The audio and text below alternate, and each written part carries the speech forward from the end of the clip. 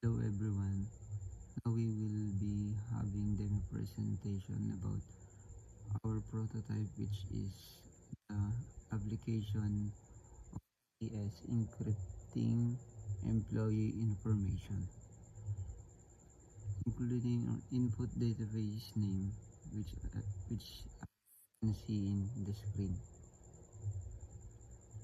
Once you open the database, insert the database in my PHP admin.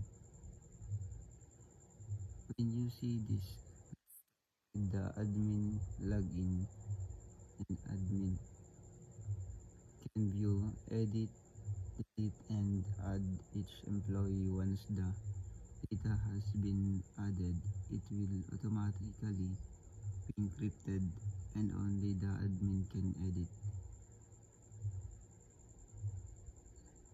These are the database that